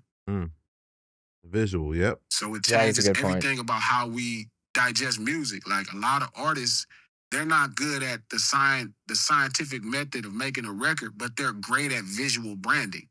So a lot of the artists that we have today, you know what I mean, they're branded well. Like we know who they are. And then the music becomes a subset to fulfill what you see. But that's why the music also struggles to live on its own. Elliott just brought up a point. He said that well, that's really brilliant too, though. Sal G. Oh, huh? I was just gonna say I agree with him totally. That's brilliant. Because you used to be like, listen to the fight, right? Listen to the boxing, listen to the baseball game on the radio. Like that's how people consumed it. Yeah, it's a great point. Remember them tune stories, them stories they used to tell the movies? That was all through radio. Yeah. It was like a big thing. What was it called? Something Time or something. And they used to tell like whole films and used to be long things, you know what I mean? Like films where they would just tell them through radio and they would play them on audio. So we're never going to get a mysterious superstar again, basically. Like you have to have the visual identity and the branding alongside the music in order to reach that level. It would be virtually impossible because, I mean, you have to put so much emphasis, even for me, like, Hed kind of inspired my spiral into records, like around 2011, kind of teaching me BPM as he learned to, DJ better. Like, you immediately, that's an old idea. The record, the way we know it, is a very much an antiquated idea based off how we digest music, especially in hip-hop. Everything about hip-hop is trendy, so it's through the phone, so you're going to see it first. It would be very hard to find an artist, who's going to be this, the great at both, where they're like this super dope branding expert visually, and then they still have the for real type foresight to know what it takes to create records. Yeah, we was just talking about the records and like how put them together. The tweet says the era with Meg, Lil Baby, DaBaby, Roddy really hurt hip hop in terms of getting new superstars. And then Hecht had an opinion on. I mean, he kind of explained like how he interpreted that statement as it being the stars didn't pan out to be what we thought they were going to be in terms of the records and the notoriety. Yeah, it's a different thing. Roddy's a prime example of somebody who understands the sonics, but the visual part of it is lacking, where it's not necessarily, it doesn't cater to today's digestion, like how we digest content, how we see everything. But then you look at somebody like Youngboy, it's virtually impossible for him to consistently make a record, but he's always so visually branded well and present. You know what I mean? People know what it is with him. So it's just how we digest, how we digest entertainment has changed. So how do we get something old like that where the music can just go through tiers and tiers of people? The record is executed well enough to do it, to where it feels familiar. Things that make, record makers great. Was that something at Double XL? Did y'all ever have that conversation where it was like the branding of the artist would go into the ideology of the covers? The branding of the artist. I mean, I always like to try to be influenced by the person's current project, like what the inside story of what they're trying to say when you hear the album, the aesthetic of what they're trying to print. Like I remember with the Massacre, for example, 50 Cent, it was really originally supposed to be called St. Valentine's Day Massacre, playing off a real life incident. And he had a whole thing of like having like a crazy knife in the whole situation. We kind of scaled it down and then cut it to the Massacre. So I always look at it that way. Like, what is the current thing you're doing? What are you saying with your new project and helping you bring that to life? And how do we tell that story? Because usually we would be releasing it with the same time of the album coming out or around the same time frame, Yeah. Glasses, real quick, because we were talking about this earlier. And speaking of visual and audio pairing, you were on the Instagram story of a pretty big artist during the World Series, and your song was used. What was your initial reaction, and why do you think he chose that song? Well, he definitely jumped too soon. You know what I mean? Just so you know, this hurts me just as much this time because Hey, G, I taught Hecht about own calls. I had to do 7 already. Yeah, he was feeling it, man. He was so tired. The one thing that's really cool about hip hop, it has a really great job, and sports does the same at bringing the West to this united front. So we will unite as a front. Mm-hmm. So, you know, when we're competing, we compete together. You know what I mean? That's just how we do things. And I'm sure, you know, Cuz had enough. He was like, I finally got these bitch ass niggas. You know what I mean? Like, we finna kick their ass at something. And, you know, I see Boy Wonder in my last post. You know, he was, you know, again, anytime I say something specifically is kind of like it's a disdain for somebody that really I don't have a disdain for, that I've always been supportive, always been a fan of. But if I'm honest with a take, I'm just honest with a take. I gave up making friends a long time ago. So, like, I'm not holding back an honest take to preserve a false sense of friendship. So, you know, Boy Wonder was under my post, so I'm sure he sent it to him. And it was like, man, G just, you know, being G. So here was the moment. It was like, oh, y'all up 3-2. Yo, yeah, you Hayden got the little white kid middle finger. I dealt with it like a player. I was like, okay, cool. It's a 7-game series. It's like, okay, see how fast this worked? Like, you know what I mean? And, you know, here we are today. Last week, I think I was trying to hit you because I was trying to not give up the story to get the story. Remember when I was telling you? I mean, I was telling you to do a record with him. Yeah. I didn't want to speak out of turn, but if you want to chime in on that. So there was a time where, you know, again, like, that's a journalist. The thing about a Drake or a Kendrick Lamar, like, when I first got in this business, I was just genuinely the culture. I had not studied years and years of being a rapper or making records. To both of those two artists' credit, they studied making records. Like, they're both students of the art itself. I'm a product of the culture itself. They're students of the art, and Dot is obviously a product of the culture. So I've always been really supportive of them. You know, the first time I heard them play Drake music, I was just like blown away because the person that was talking and the music that was playing, it was like you could just see was a monster when it came to making records before I knew what a record was.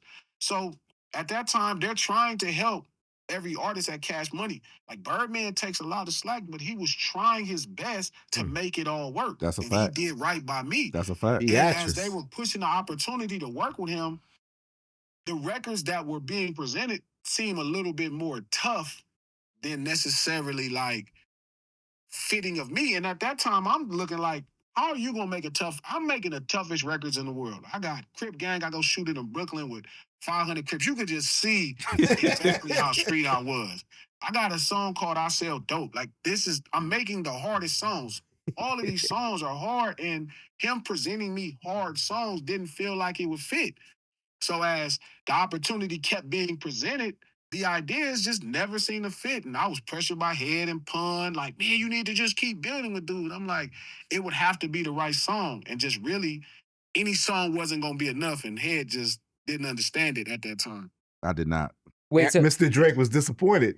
Wait, Aaron Drake. So the songs you said that were presented were on the harder side in the sense of like they were trying to be street records with you and Drake together that they were presenting? Yes, and I'm like, how does that look, you know what I mean, with us? Like, people forget one of Drake's biggest early freestyles is over Certified. Like, you know what I mean? This is not somebody that I haven't championed and, you know, went to bat for and wanted the best for. You know, no different than my little homeboy Dot. So it's like, you know, to be here now, you know what I'm saying, is just hilarious. But, And you know, I might add, and G not gonna say this, but I might add, there was a situation too where G was willing to like go there with, you know, with about him too, because he's like, he with us. He was like, if he with us, nigga, he with us. And that's a real story. Like, I really felt protective over that dude because he was a part of the family. But, you know, again, Dot is my friend. Like, this don't got nothing to do with no music. You know what I mean? So Exactly. I'm a ride with home team every day. And I mean, of course it's gonna be fucked up, but shit, that's just how it go. Wait. So fast forward, here we are back to this thing. It's like, that was his moment. Like, yeah, I got you niggas. Let me be a smart ass. And it's like, you still lost, nigga. Wait, so the last thing on that, because His loss. There was a big because there was a big debate last week about this online. So there was that whole like theory of when people actually knew Drake had any writers. We kind of didn't say it for sure last time, but at that time, were there rumblings that you knew of within the Cash Money crew that you knew he had people working with him, or it wasn't till later that you had heard those rumors. The first person that brought it to my attention, and I don't know if this right to snitch on him, is Dot. Dot is the first person that brought it to my attention. But I'll be honest, when he first came, it was always, we knew it was a pop approach from a pop artist. He was introduced kind of as this Nickelodeon kind of kid to the people at the label. And, you know, talking to him, he was a well-mannered dude. But when they pressed play, you could just tell he was like a savant when it came to making records. Like, it was just nice. Yeah. So now that I understand what's happening, like, that would make sense. You know what I mean? Especially a lot earlier than we think. You know what I mean? Was like, that 2011? Yeah, I'm thinking it's around then, but I don't think we would have had rumbles about it because we kind of always knew that he was a pop artist. You know what I mean? Like, not like he's a rapper, but he was a pop artist. His approach was an assembly line of how he made music that fit. Like, and he had a bunch of, you know, he had a great team. 40 was fantastic. Boy, he won the T-minus. Them dudes were like fantastic. He walked in with this team. Like, he had a plan and he executed and his plan worked. But you knew that. Do you think Kendrick, when he said that to you, was he disappointed? Like, because basically, like, I've been studying this whole, like, was Kendrick disappointed? Oh, hell yeah. Hell yeah. I called the nigga a liar. That's true. You know That's what I mean? a fact. I didn't quite understand what pop meant, like what pop was. Like, now I'm like, God damn it. You know what I mean? It make perfect sense. But when he first said that, I was like, hell no, man. I'm watching this dude do his thing. Like, you know, at that time, I'm still just kind of looking at him like somebody else at the label. You know what I mean? Like, shit, Tiger writing his own shit, Nick writing her own shit. Like, I'm thinking Cuz doing the same. And when Dot said it, remember, then I heard King Kunta. So I'm like, this is about Cuz. So when it came, you know what I'm saying? When it came out publicly, like when Meek kind of leaked it, and then I start asking around like all the back channel, I was like, oh, hell. You know what I mean? Which I didn't really take credit from him because, you know, I always kind of thought of him as like a pop artist. Like, you know, that's like being upset that you discover Madonna don't write her own song. I thought of it more like Ye. Like, I looked at it like, I think Kendrick was probably upset because he was looking at Drake as his competition, which he said at that time. And he's like, I want to be the best rapper of my generation, which you are right now, because Drake was in that spot. I think he was like, damn, this is who they're looking at like that when I'm doing all this extra work. I think that was around the time. Was that around that time when we were on that tour together? It was right after. It was right after we came back from that tour. Right after. But when he told me, I was like, nigga, hell no. I'm like, you know what I mean? But I didn't. Now, in hindsight, it all makes sense. You know what I mean? His approach is very much like Michael Jackson. He just got multiple Rod Tempertons. You know what I mean? He said it openly a million times, and none of us ever paid attention that this was his approach because we've looked at rap. Rap has been so synonymous with hip hop over, especially Eliiott, me, our lives, bro. So, you know, since fucking Debbie Harry rapped on Rapture, everybody else that's been decent in rapping, you pretty much knew that they were kind of a part of hip hop versus now where rapping is being used with all genres. And now their own rules apply, you know, in that genre or in that, you know, that whole collective of how they approach making records. So he's always had this really brilliant approach at how he was going to make records, but he also understood he was taking it all from a pop perspective. Yeah, no, I agree. All right, good looking. I Thank you, Glasses. My nigga. Yes, sir. Thank you, Glasses. DG. Well, Look at you guys, journalism, man. Look at you guys. I'm glad you brought that up because I didn't want. They called me obsessed. Well, I didn't want to. We did need to clarify that because it was a big. I didn't want to speak on that. Yeah, you know that ain't. He didn't say that to me. Does that make you know what I'm saying? Yeah. Like if you tell Jeremy, it's not something, your place to. It's not my place to say what you told Jeremy. Yeah. But yeah, that's the story. Interesting stuff. Interesting stuff. I'm just saying. We have these theories. Not all of them are crazy. Well, look what niggas find out on the bigger picture, huh? There it is. Damn. I bet that shit wasn't in the show notes, was it, Jay? Hip hop is alive. This happened last week. Wanted to get your guys' take on this. It happened right after we stopped filming last week as well, so it's a little bit old to some people, but I thought it was interesting that Cameron is allegedly suing. Oh, it's alleged? I don't J. think it's Cole. Well, alleged. I mean, it's TMZ. I trust TMZ. But basically, Call Harvey. Figure out what the fuck going on. What is going on? So Cameron sues J. Cole over Ready 24. This is off TMZ. Rappers are taking their beefs from the studio to the courtroom these days. Cameron just sued J. Cole over their song. In the court docs obtained by TMZ, Cameron claims he wrote lyrics and dropped a verse on the song in exchange for Cole agreeing to collaborate with him on a future project or at least appear on Cam's popular It Is What It Is podcast. Cam alleges that 2 years after the recording, J. Cole neglected to do either. Cam says Ready 24 was recorded back in 2022 and from July 2023 until April 2024. Cam says he continued to communicate with Cole, who repeatedly stated that he was unavailable for the podcast. Cam also says the subsequent music collaboration between them never materialized despite efforts by Cam to put it together. We just suing niggas. Suing is in Hey, style, man. baby. Suing. One thing I think me and Gina did a top 5 petty list, and Cameron's in the top 5. Mm-hmm. He might be one. I don't want to. I was gonna say, no, I've already survived the Cameron beef this you shit. I'm a sloppy sandwich and shit. I'm not doing about. You Nah, look like but a what I do sloppy love about it, sandwich. shout out, That's so good. You look like That a was sloppy crazy. sandwich. That was amazing. That's really good. That was really good. That's good. Song. I fuck with that.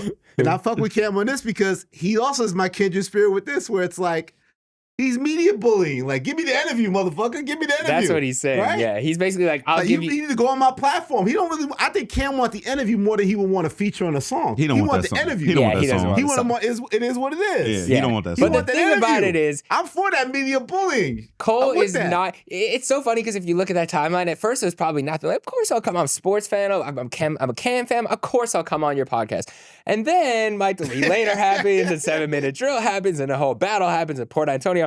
And then Cole is probably like, I am not going to talk to these guys. Are not leaving anything off the table. No. They're asking the real questions. This is not a softball. This is not a Bobby. This is not an Aiden Ross. This is going to be an actual interview from a rapper who has been in battles. So he'd have to answer the real questions. Yes. And Cole and Cam will take it there. And- Talk with Flea. Go talk with Flea. Yeah. And Flea gonna Flea gonna do it, Flea yeah. gonna be like, why you apologize on that stage? Yeah, yeah. You know what I'm saying? Why you apologize, doggy?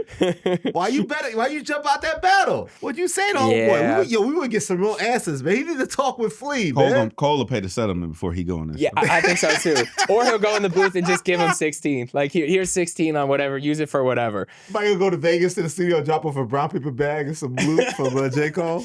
With a USB drive. Nah, this is still a timeless story, man. We need J. Cole to do an interview. J. Cole still has not answered any questions about what's going on with him. Where's the fall off? Where is it? Have you seen the fall off? Hey, didn't we No. ask this a year I ago? think people have given up on the fall off, right? Wait. Hold on. Has it been a year since It's been more, I'm Yeah. sure. Definitely. No. I'm talking about we literally were on this Yes. show saying, "Oh, we'll get the fall before And the I end still, of the year." I still Yeah, have it was before the end of I have a last prediction. year. So it was about a year. What, say it again? I'm sorry, I interrupted. No, we Say it talked about fucking grown. No, we were talking about again. You said grown. we were talking about last year at this time. Will we get the fall off before the end of the year? Yeah, we literally were having a Yeah, I think I predicted that it will be December, but now I don't believe that. I take it back. I don't think it's happening. Yeah, it's incredible how Mike DeLee later continues to age badly. They said that it's the best. Yeah, Busby said it's his The title worst. says everything. Yeah, you see the energy yeah. you put out there? Yeah, that's the exact same I thing. think one about day the we'll fall wake off. up and it'll be gone. It'll be what? It'll be gone. The whole Track project, by track. right? So we had 7-minute drill deleted. Then we're gonna have Ready 24 deleted. No, I'm talking about the album. I know, but I'm saying track by track, it's You gonna might be as well at deleted. this point. Take it off the DSPs at least, right? Which is the. Omen said, Yeah, for Dreamville Associates said, first the Fat Boys break up. Now every day I wake up, somebody got a problem with Cole. Oh, that's a good one though. Shout out Omen. That's a good one. Yeah, that was good. And then somebody else said, Cameron seen that clip of Cole walking to his Lambo instead of his bicycle and said, it's time. You got money, doggy. That was good Oh too. my God. I would like to see them on a song want that together. interview, man. He does. I like that type of energy. I actually would like to see them do that interview. I think he would be the Because perfect Cam will get person. to the shits. Yeah, Yeah. that's the sit down that needs to happen. Yeah. He got to talk with Flea, man. Light skinned Jermaine need to talk with Flea. I need answers, man. I need to know what's going on. She would ask the right questions. She'd hit the lyrics, so we'll see. Okay, NLE Choppa or NLE the Great God, I didn't and pay no attention to that NBA shit. Youngboy. Did you watch this? Have you watched the? I didn't pay attention. Oh, I don't to care this. about none of this. Okay, well, I want to. We can react to the video. But background. So I did look up. CT loves it because I was confused. I was like, "What's going on? Where's this coming from?" This apparently stems all the way back to 2019. There were some tweets that were involved. There was a Lil Reese tweet that NLE responded to. You know what? I even pulled it up on ChatGPT. I have a little timeline. Okay. Oh my god. We don't have to go through this whole timeline, You but really do your due diligence. don't you? I do try. Oh, But basically, so this is the timeline. 2019, NLE Choppa releases Free Youngboy. So Team Youngboy there. They're all good. Supporter, friend, NLE ally. appears on and contributes to Fredo Bang's track Gangsta Talk. That caused some problems because Fredo had some problems with Youngboy. And then in June of 2019, Quando Rondo got into a scuffle with NLE's camp, allegedly. Quando's, of course, on Youngboy's team. And then when King Von was killed, there were some comments, of course, from Youngboy on songs about King Von that NLE Choppa didn't agree with. And then he reacted to this tweet from Lil Reese where Lil Reese was talking about Youngboy. He said, "That ain't no demon time. He just rapping like the rest of these rappers all rap." And Choppa said, "I stamped that." Then NBA Youngboy dropped "No, like I know," and fans thought there was maybe some subliminals. Then Choppa seemed to tone things down and say, "I don't really want beef." You know, I didn't really know what Reese was talking about in that tweet. He de-escalated. It seemed like there was some maybe subs thrown back and forth a little bit. But then here we are, October 30th, 2025, and KO is released by NLE. Why did he go in right now, though? What happened? That you is don't like that interesting. tour? You like the way good the tour That is is looking? interesting. Was So, that like 70 million? yeah, Breaking top records 10 all all time. time. Top 10 And all time is crazy. Youngboy's tour, right? Yeah. Yep. And this is the thing, like, I do want to react to it, but I was thinking about it. I agree with NLE's messaging, because I did say this weeks ago that NBA Youngboy isn't using his platform in a positive light with the influence that he has. He has a lot of kids that watch him and listen to him, and he's not necessarily providing them with things that they can look up to as a role model or doing anything positive. What I don't like is how it's being delivered right now, because it looks like this is probably the most that the label has invested in NLE's single at all, ever, in terms of the music video budget, the choreo, the dancers, the outfits. And it looks like they're just investing in something that also has potential to bring negativity and is a beef song. So I don't like that. I'm not mad at NLE for dissing in that sense of, like, you know, use your platform better, even though NLE started with Shotta Flow and has his fair share of negativity that he's put out in the world, even though he's grown since then. I just don't like the marketing budget that it looks like is behind a song that could lead to potential beef when we know that there's been violence associated with NBA So Youngboy. what's the name of the song? KO. Okay, so what's this other song that they're pushing then? It's Youngboy and Mellow Racks. That's a Youngboy single. What U is? That's in the Hot 100. That's a Youngboy's current single. Right. So what do you mean that the label? The label on NLE's side. Oh, understood. Yeah, They're pushing a beef record against Youngboy because Youngboy's hot right now. Understood. Youngboy's hotter than Okay. fish grease. So Let me let's see. Yeah. let's Oh, attack KO. him. They are. Yeah. Yep. Yeah. Okay. So See? hold on. Yeah. Are you in media base? No, I'm in. So look. So look at this. Oh shit. You're right. It just feels like, So The marketing plan is get Youngboy. yeah, from Warner, NLE Choppa, and they're not even using his new name, NLE the Great. NLE Choppa, Don't you hate when that happens? KO, No Love Entertainment and Warner, and there's a whole press release and the video, and, you know, NLE the Great, aka NLE Choppa, steps into the ring, swinging on his polarizing new record, KO, fueled by personal conviction and divine purpose. The Memphis rapper channels Turn raw us up. emotion into lyrical precision, landing punch after punch over a fiery flip of Tupac's legendary Hit 'Em Up sample. No my Youngboy God. named in the press release. hold on. What kind of records business is Hold treating on. us? We can't make no hits. And they're Don't read the exploiting us, name. Jeremy. Don't read the name, but look at where you see at the read that part at the bottom. Copyright 2024 Warner Records, all rights reserved. That's interesting though. 2024. I wonder if this song has been in the works. But this is the video.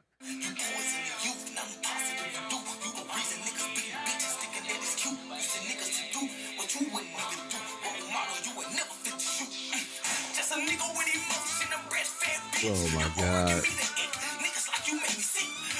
I purposely didn't even watch this.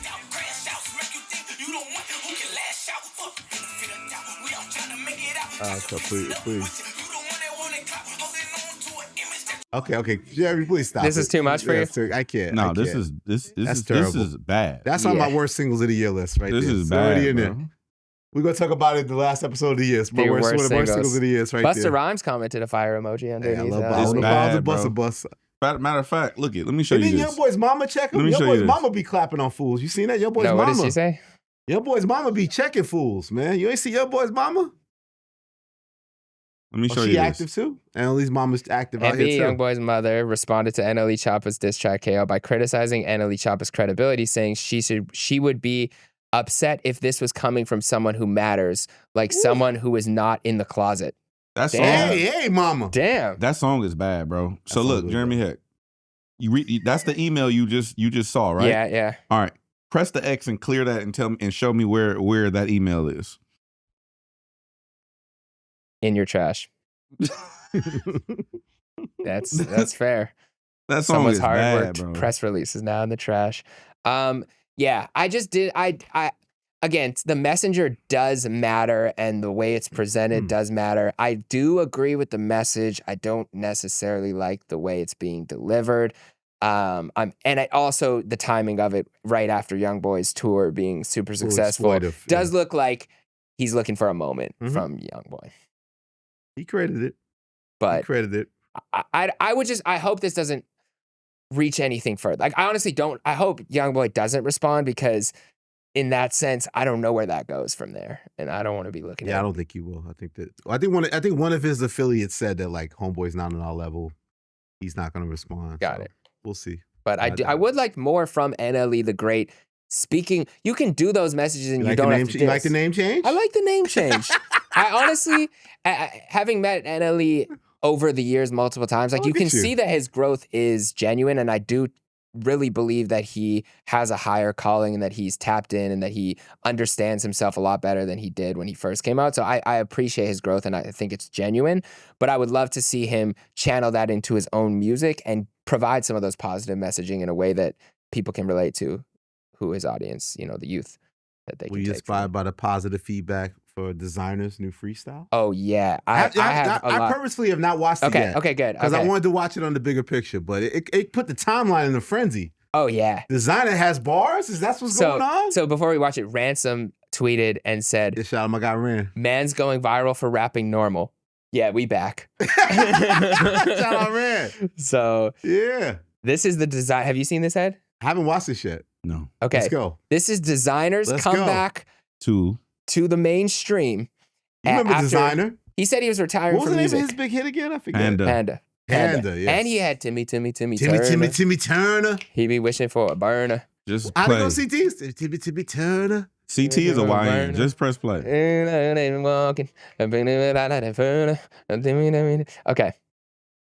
right. Sorry. Flex, we going crazy. Hold on. Ford truck, just started the ignition. Tom Cruise, yeah, the way I complete a mission. Leave a murder scene quickly without a witness.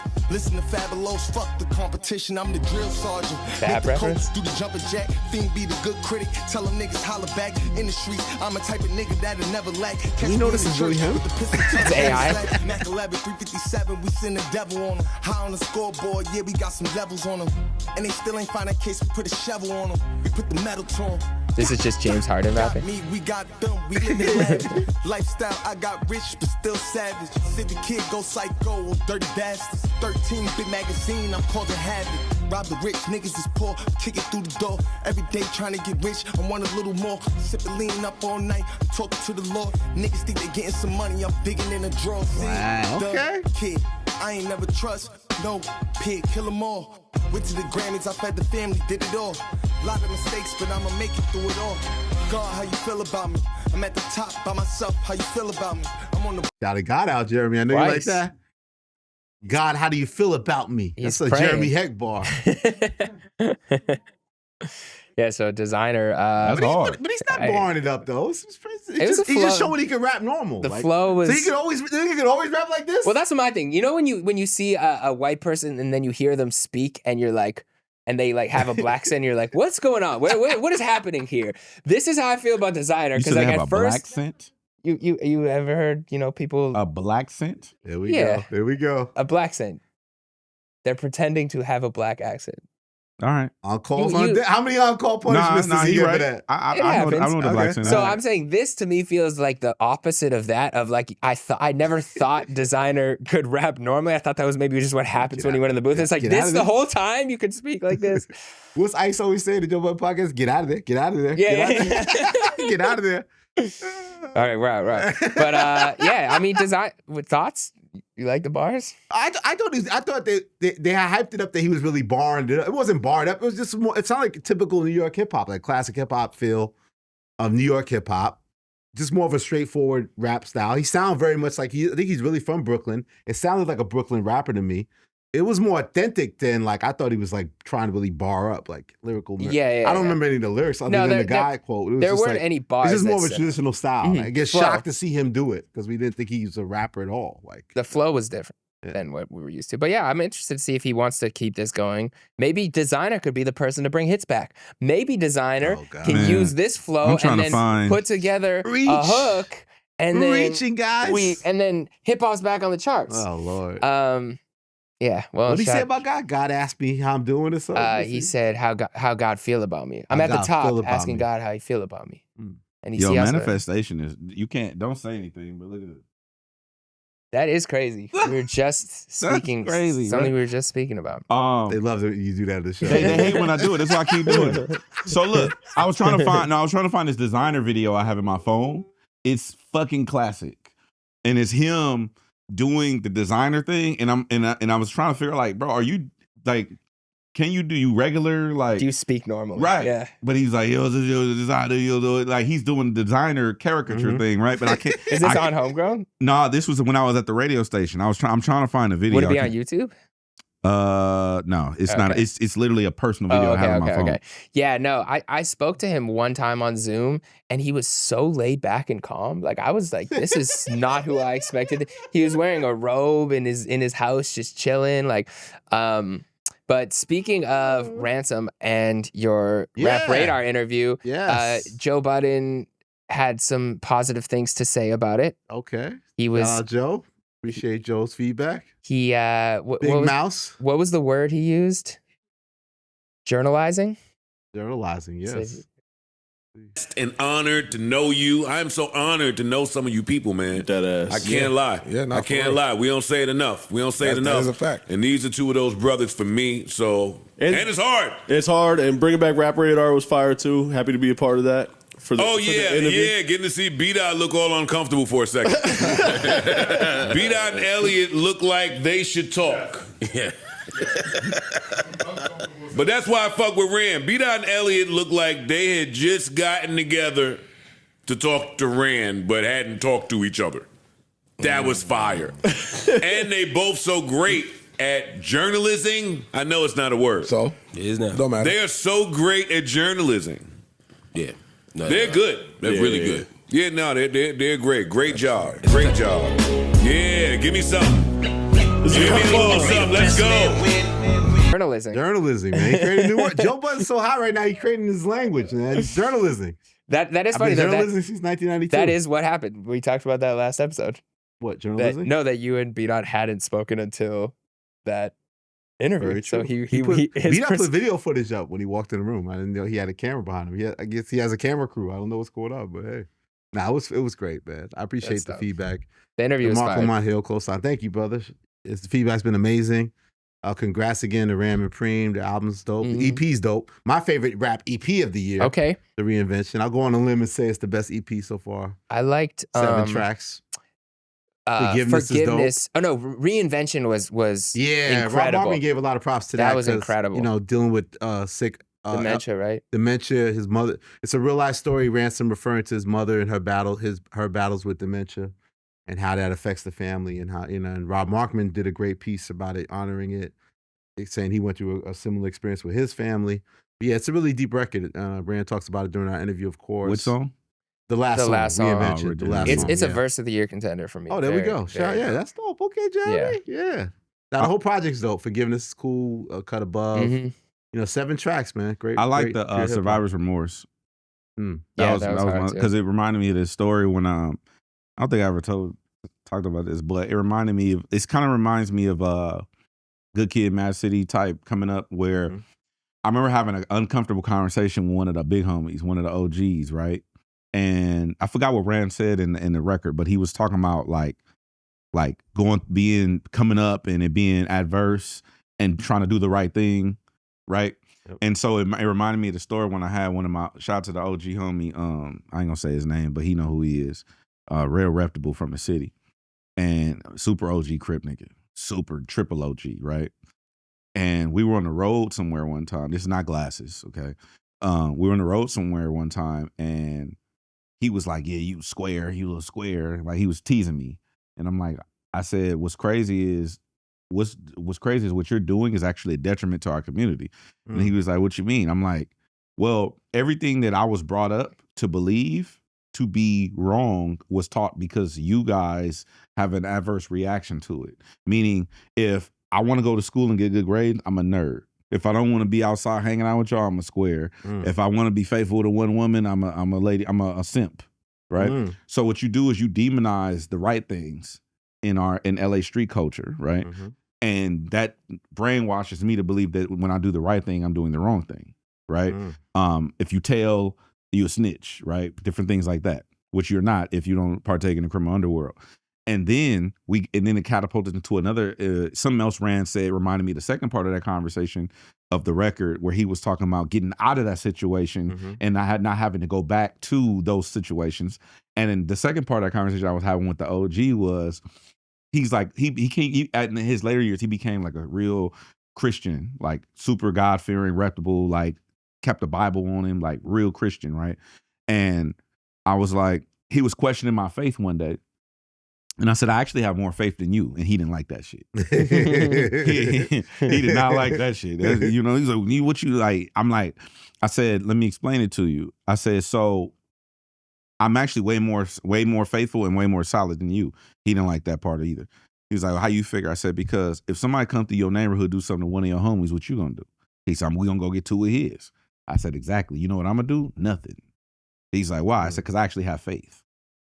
And he was like, he didn't like that. I mean, later on he told me, he's like, you know, I'm really proud of you. You know what I'm saying? Like how your mentality is. Like you come up with us, but you still think in a broader way or whatever. So he told me he was proud of me. But that specific song took you there. Took me, reminded me of that day specifically. Wow. Yeah. See? Power art, That's man. dope, yeah. Shout out to Ransom and DJ Premier. Yep. All right. Absolutely. Check out that Rap Radar interview, man. Oh yeah, y'all on the album, you know. That was dope. Yeah, that was dope. Oh, here's the so you know they made a mistake in the Apple Music upload, and it just had my name credited. It said Eliiott and Ransom. Make sure that was changed quickly. Okay, good. That's what's up. I don't do that. Good. Yeah, everyone's credited. As you should. Elliott Wilson. Got to balance the megalomaniac that I think I made the Dodgers win and all that. I got to balance it out, you know.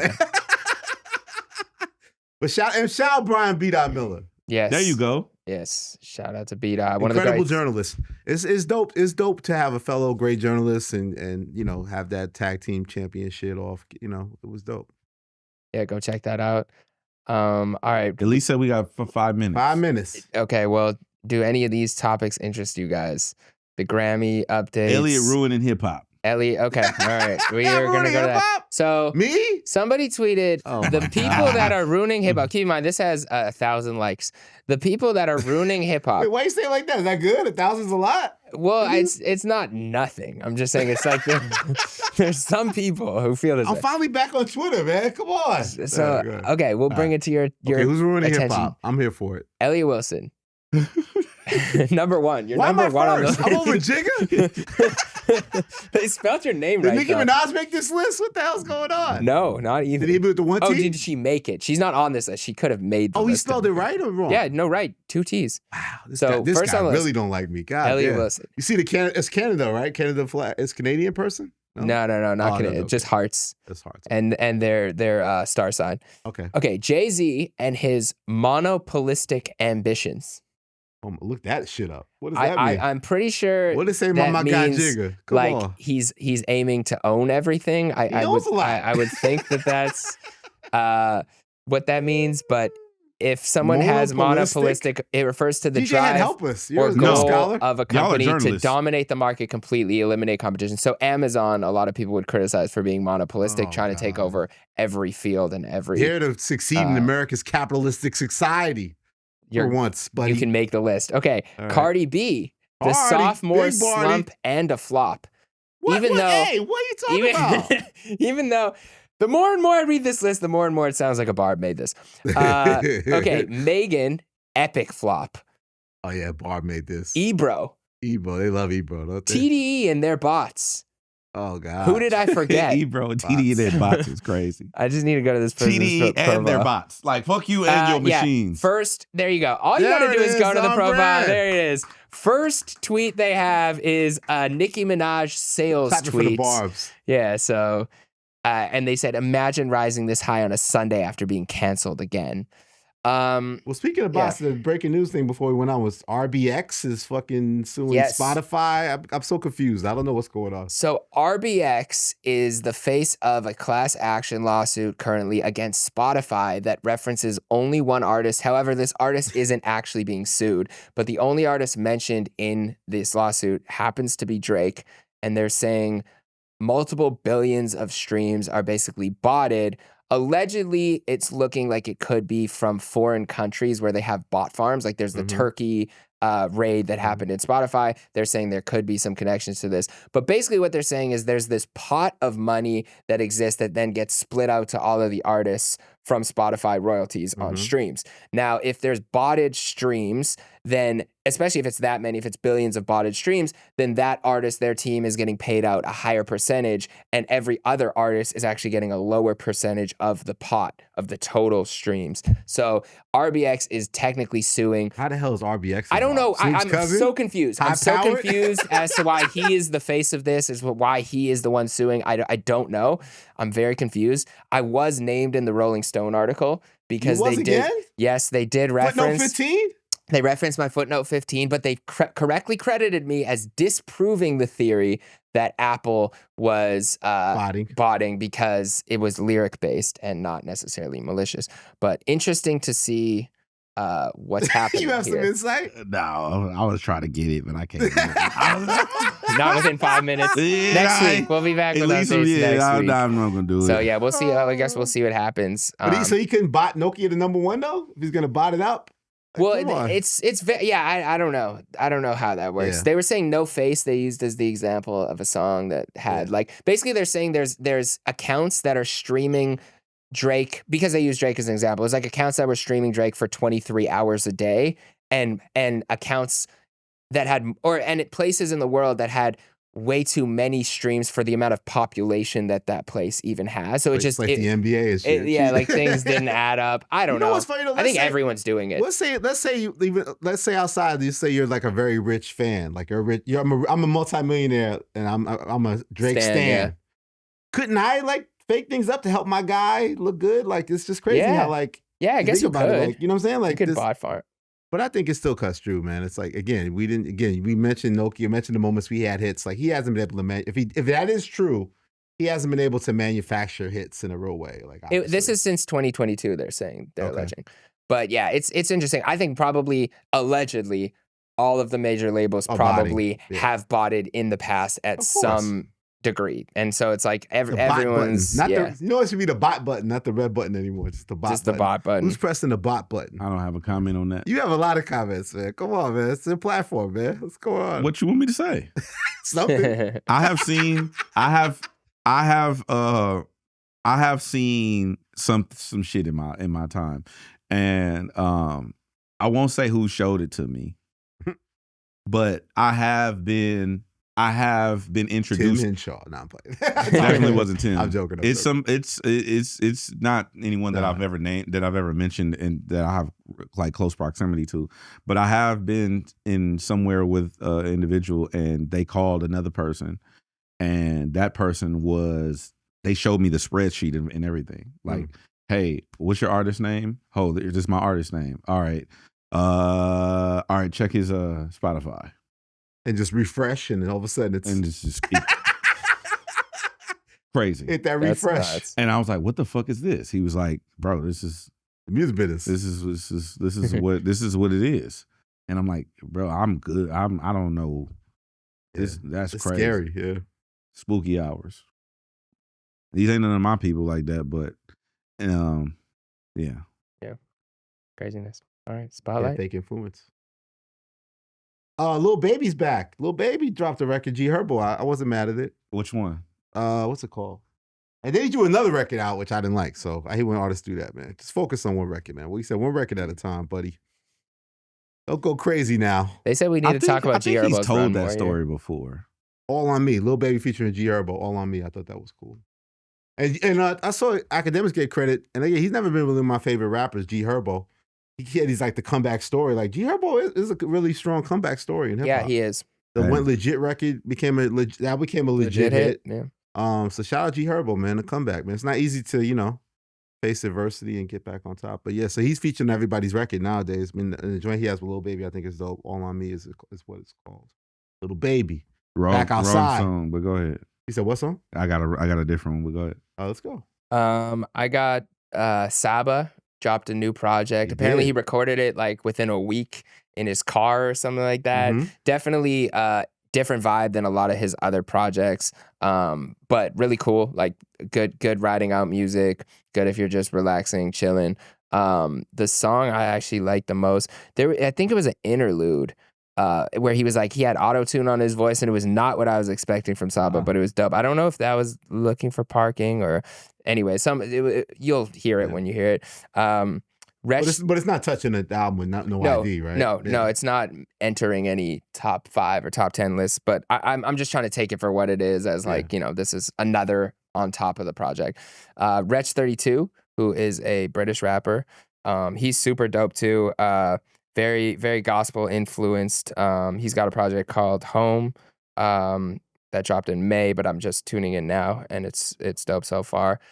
And then Vince Staples' show. Oh, comes out. Season 2.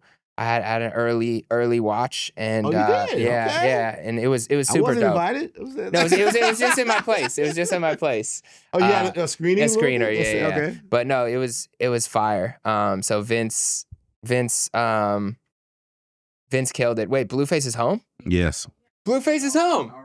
Wow. I wasn't Breaking news. Wow. When is he going to be ineffective immediately?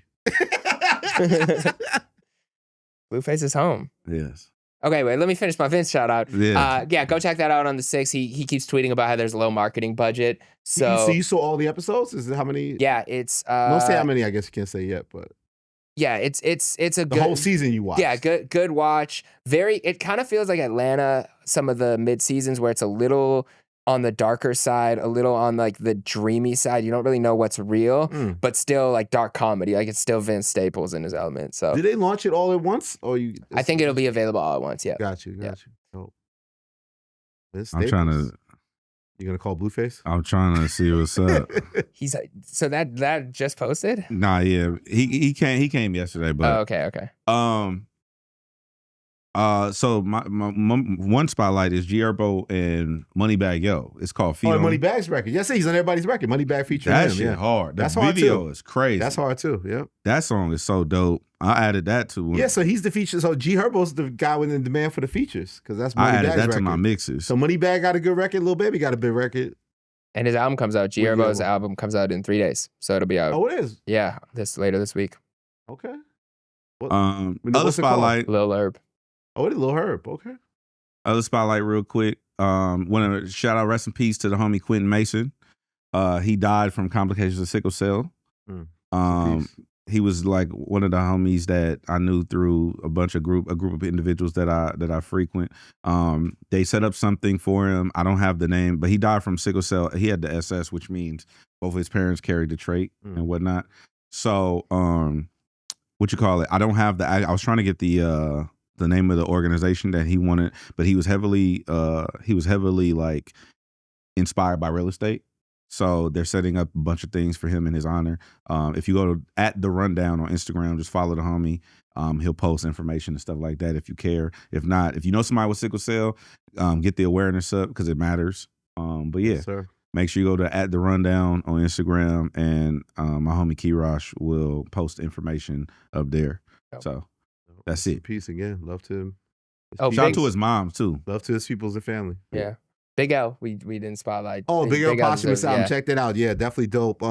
And my guy Sasha Jenkins, they used the interlude of his interview with Big L's brother on there, and I thought that was very dope. Shout out to the good people in Mass Appeal. Yeah, Big L, dope lyricist. The unfortunate thing is there's not a lot of little Big L verses that exist. Yeah. But they did a great job of like, bringing them back Pulling to it life. together, yeah. Mac Miller's on the project. I like the He Mac was a Miller fan- song Mac a lot. Miller That was song. super sad. That stands out. But yeah, check out Big L. And it's dope because everything now I think goes to the estate of his family, speaking of family.